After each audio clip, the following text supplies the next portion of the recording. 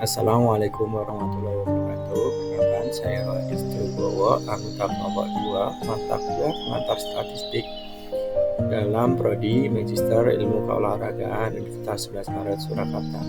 Kelompok kami akan mempresentasikan apa saja yang akan kita pelajari dalam mata kuliah statistika. Berikut penjelasannya.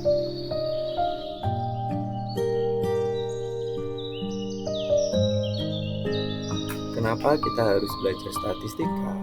Statistika itu sangat penting bagi kehidupan kita sehari-hari, terutama berguna sekali untuk peneliti dan ilmuwan untuk mengambil keputusan secara tepat dan akurat, sehingga bisa memberikan informasi yang baik dan akurat juga. Apa saja yang akan kita pelajari dalam mata kuliah statistika nantinya? Di antaranya adalah sebagai berikut, yaitu adalah pengantar statistika, pengertian statistika, peran dan fungsi statistika, prinsip kerja statistika, klasifikasi, data, sampel, penyajian data, dan video tutorial. Pengertian statistik dan statistika. Statistik adalah dalam arti sempit dipahami sebagai data, baik dalam bentuk angka dan bentuk non-angka. Dalam arti luas, statistik dipahami adalah alat untuk mengambil keputusan. Kumpulan data itu akan diolah menjadi bentuk yang bisa dibaca atau diinterpretasikan, sehingga menjadikan sebuah informasi yang dapat dipahami secara luas.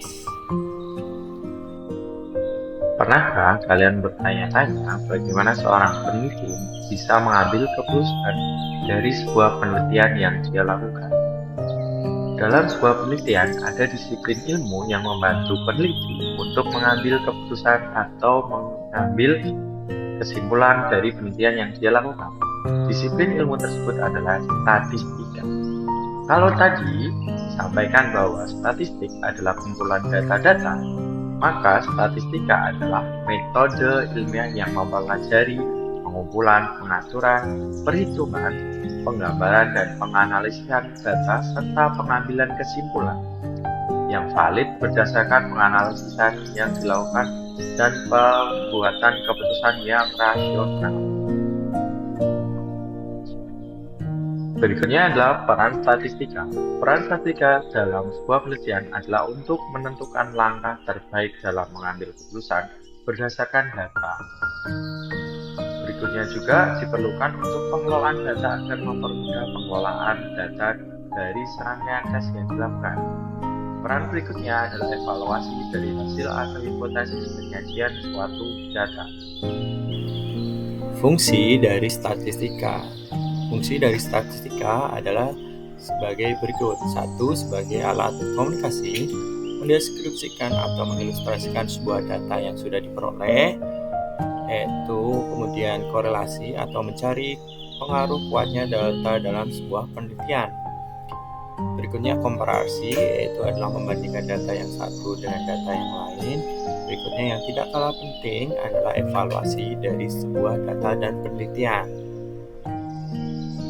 Selanjutnya adalah prinsip kerja. Statistika memiliki prinsip kerja sebagai berikut, yaitu pengumpulan data, pengolahan data, analisis data, interpretasi data, dan hipotesis.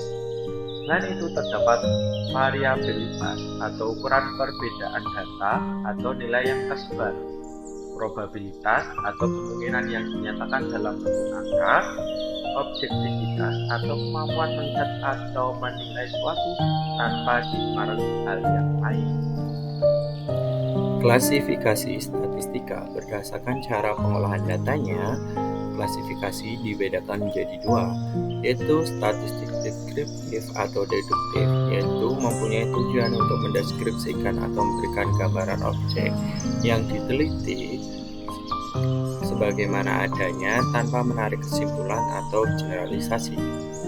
Yang kedua adalah inversial atau induktif, yaitu statistik yang memberikan aturan atau metode yang dapat digunakan untuk membuat prediksi atau perkiraan dan untuk menarik kesimpulan umum dari sekumpulan data yang diperoleh secara acak dalam sebuah subjek data atau populasi penelitian. Berikutnya, berdasarkan cara pengolahan datanya, klasifikasi dapat dilihat bagaimana cara mengelompokkannya, yaitu pengumpulan data, pengelompokan data, penyajian data, dan pengolahan data itu termasuk ke dalam statistik deskriptif. Lalu berikutnya adalah penarikan kesimpulan dan pengambilan keputusan itu termasuk dalam kelompok statistik inversial.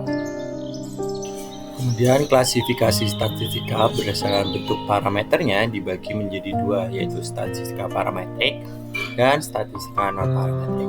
Untuk statistika parametrik adalah jenis analisis statistik yang mengasumsikan bahwa data yang dianalisis berasal dari populasi dengan distribusi tertentu. Biasanya distribusi normal.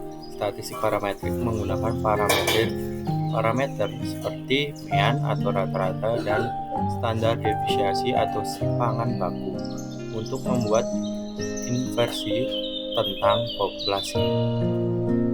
Berikutnya juga statistika non-parametrik, yaitu statistika non-parametrik adalah jenis statistika yang tidak bergantung pada asumsi distribusi tertentu dari data seperti distribusi normal.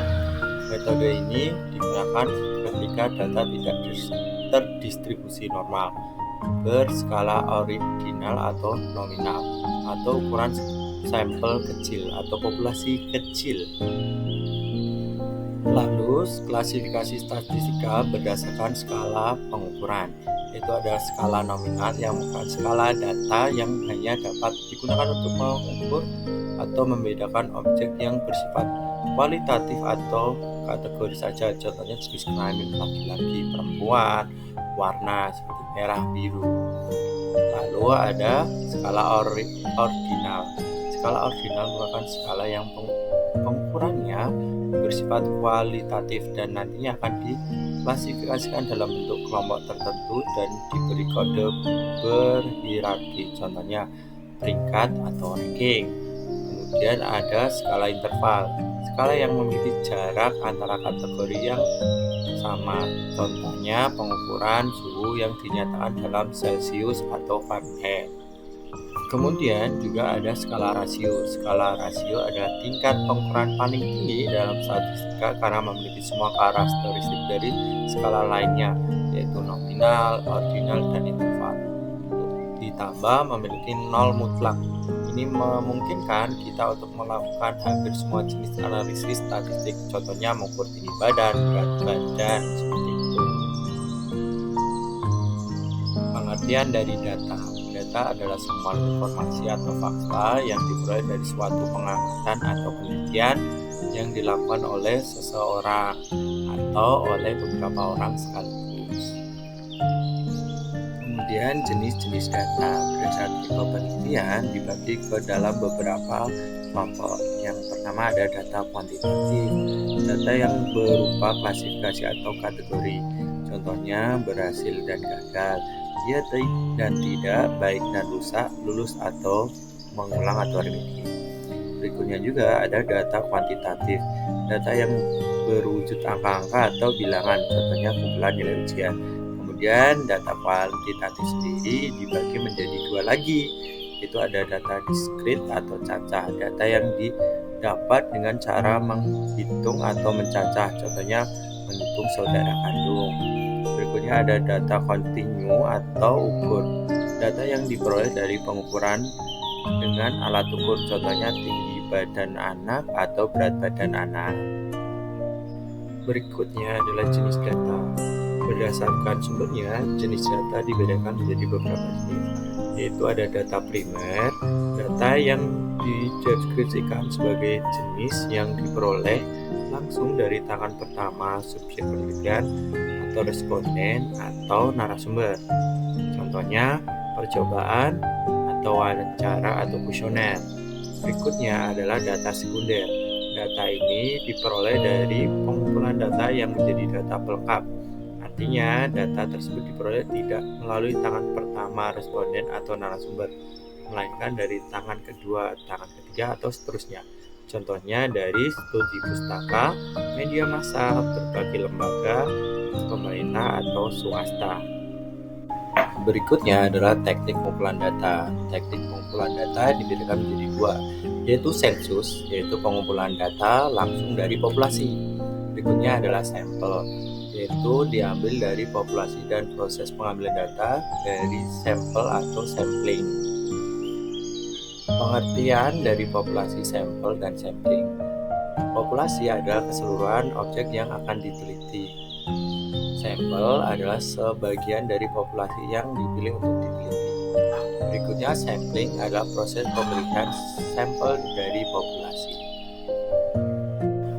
Berikutnya, alat yang akan digunakan dalam pengumpulan data. Dalam statistika, alat yang digunakan untuk mengumpulkan data ada beberapa. Di antaranya adalah observasi atau pengamatan, yaitu melakukan pengamatan dan pencatatan secara sistematis mengenai gejala yang tampak pada objek penelitian.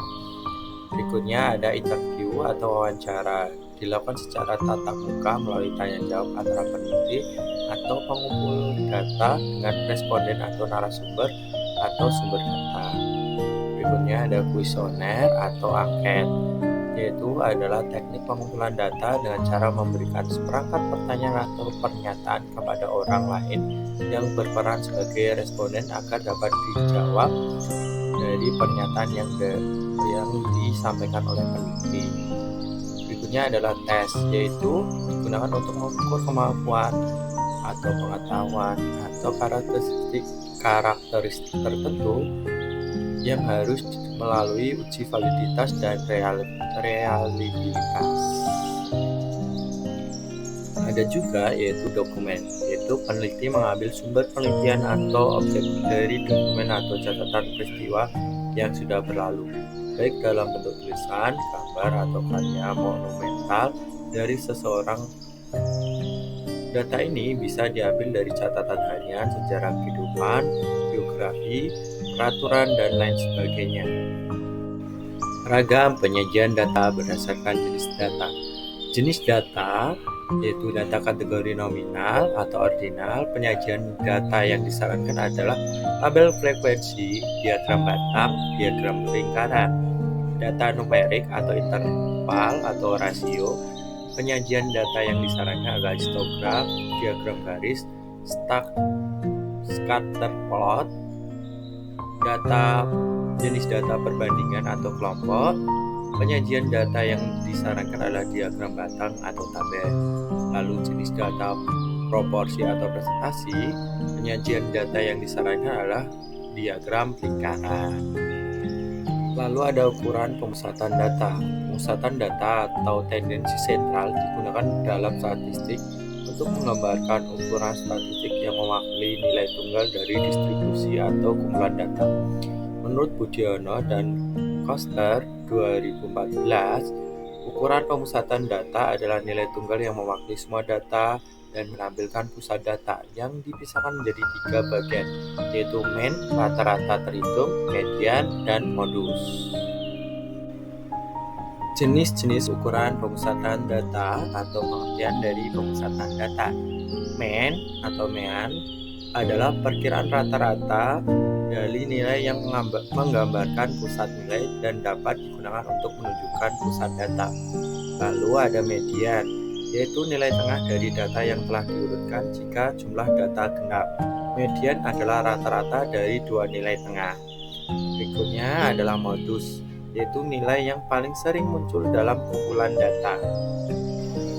Selanjutnya adalah video tutorial bagaimana mencari mean, median, modus dengan aplikasi SPSS. Aplikasi yang digunakan di sini adalah versi 2.7. Yang pertama-tama tentunya siapkan data yang akan diolah. Di sini data yang akan diolah adalah nilai ulangan harian kelas. Terus dibuka juga aplikasinya, dikasih nama, dan di bagian desimal harus dinolkan. Selanjutnya pada data view, di copy data yang sudah disiapkan. Di blok datanya terlebih dahulu, kemudian di copy, lalu dimasukkan ke dalam data view, paste, lalu buka analyze, deskriptif statistik, terus nilai diubah ke dalam variabel, terus di klik statistik, jangan lupa dicentang main, median, modus, dan zoom, kemudian continue, lalu klik OK. Sudah selesai, lalu akan muncul hasil dari pengolahan data tersebut, yaitu diperoleh main, median, modusnya.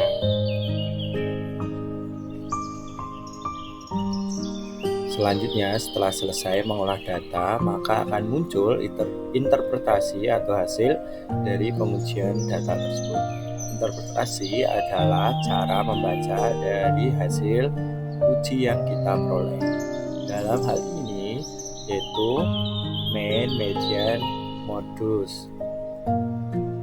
Yaitu jika dibaca sesuai dengan hasil analisis di atas, ada ditarik kesimpulan bahwa nilai rata-rata ada 9,42, median atau nilai adalah 92, lalu modusnya adalah 92.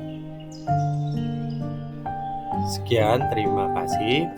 Itulah tadi yang akan kita pelajari dari mata kuliah statistik terapan di ilmu keolahragaan Universitas 11 Maret Surakarta. Terima kasih, see you.